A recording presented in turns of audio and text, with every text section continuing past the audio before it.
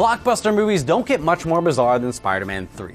Big budget films can be bad, can be great, but they're rarely quite as weird as this movie, which, despite rumors that Sam Raimi wished to continue with the franchise, wound up being the final film in his Spider-Man trilogy. It was also reportedly one of the most expensive films ever made, with some speculation that the final tab for its production might have topped $350 million. Of course, it made that money back quite handily, producing almost $900 million in worldwide box office, despite undoubtedly being the worst of the three films. It's mostly a convoluted mess with too many enemies and almost no charisma on the part of its lead actors, apparently thanks to the fact that no one had a good time while they were shooting the film at all. It does have some redeeming qualities though, which of course means that it'll slot right into a regular feature we do here on screen. Ladies and gentlemen, your latest half-good film, Spider-Man 3.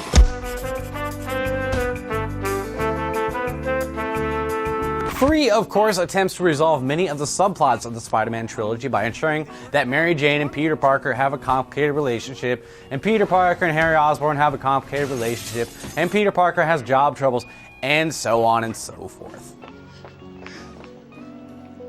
In most respects, it's kind of the same movie as the other two, except for the fact that they try to shoehorn 3 villains into one movie, which makes it feel like a film that's simply trying to do too much, and most of what it tries to do simply isn't very compelling. Never wound what you can't kill. So let's take a look at some of those things and see what we have to like and dislike. Eddie, the suit. You gotta take it off. Oh, you'd like that, wouldn't you? The bad. Emo Spider-Man.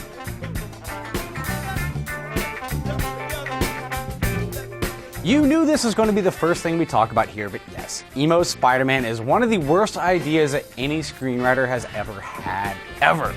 We see the Venom symbiote fall to Earth early in the film, where it hops a ride on Parker's scooter and comes home with him. An entire hour later, just as the movie needs some kind of jolt to the storyline, it takes him over and turns him into Emo Parker. He suddenly grows a bit of mascara and a really shitty haircut. He begins acting out his inner dickishness by dancing in the street and embarrassing Mary Jane in her place of work. Oh, it burns! Oh! Now take all this. You don't wind up caring that Parker has been changed by the symbiote because he's not even so much evil as he is simply really annoying. The scene where he dances his way into a makeover is one of the most cringe-inducing, turn your eyes away from the screen scenes in the entire trilogy. Parker's ultimate triumph over the symbiote is also the scene of one of the trilogy's most amazing coincidences, as he removes the alien from his body just as his arch-rival Eddie Brock happens to be wandering around below, allowing it to find a new host. And thus ends the short but awful career of Emo Spider-Man. The good, the Sandman. Hey man, we got something on the roof! He might not stand up to Otto Octavius in Spider-Man 2, but Thomas Hayden Church's portrayal of the Sandman in Spider-Man 3 at least gives one of the villains something for the audience to latch onto. Jig's up, pal. I don't want to hurt you. Leave now. I guess you haven't heard. I'm the sheriff around these parts. Okay. As an escaped convict who only wishes to steal enough money for his daughter's medical treatments, his storyline is a bit maudlin, but it still mostly works, thanks to Church's ability to play it straight. There's no cackling punchlines or evil laughter here, only a man who wishes to do the right thing even if it is years too late. Flint Marko. What do you want from me? Even if Sandman does wind up being one of the villains at the end of the film, his chat with Peter Parker about his role in the murder of Uncle Ben winds up being the emotional highlight of the movie, if only because James Franco and Kirsten Dunst are nowhere to be found. The bad, too many characters. Okay. Holy mackerel, there are a lot of characters to try and keep track of in this movie. In addition to Peter Parker struggling with the Venom symbiote, we have 3 primary villains in Sandman, Eddie Brock, and the New Goblin, played by James Franco, who seems to be perpetually bored or stoned here. How's the pie? So good. He's also romantically entangled with both Mary Jane and Gwen Stacy, as well as making his poor neighbor dote on him while he gets emo.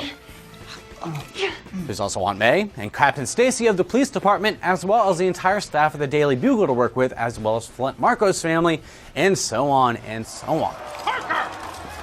Parker, The number of characters in itself isn't overwhelming, but the 3 different villains do tend to mute each other's impacts. In truth, the script does a decent job of keeping everything separate, but with only a third of the time being spent on establishing each of the villains, they all come across as somewhat slight in the end.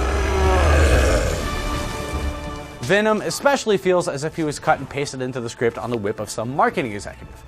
We have no idea what the symbiote wants or how it works. It's just one of those purely evil things that exist to be an antagonist, and in that sense is a pretty boring villain. I like being bad. It makes me happy. The good, the special effects.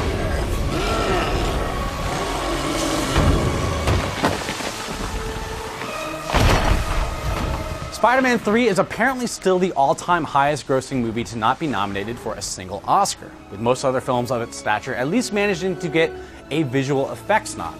Its overall quality might have caused the Academy to not want to nominate it there, but still, some of the special effects here really are astounding, especially as they relate to Sandman. The initial scene where Flint Marko pulls himself back together after fusing with sand is pretty amazing and lengthy. Later scenes where he attacks an armored car look as if the visual effects artist working on them spent a buttload of time attempting to manipulate individual grains of sand, and the effect really is spectacular.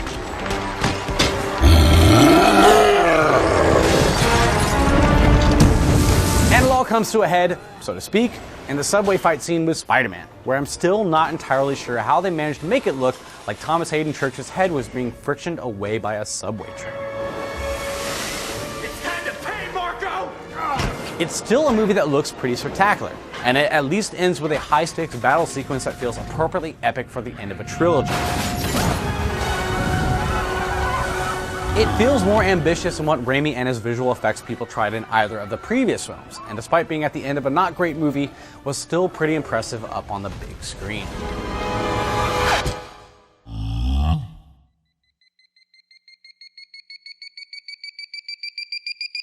While we're all looking forward to The Amazing Spider-Man, it's worth remembering that the original Spider-Man movies were the franchise that proved that big-budget comic book films could lead to a huge return on an investment, with the latter couple of films making almost twice as much as any of the X-Men films ever did.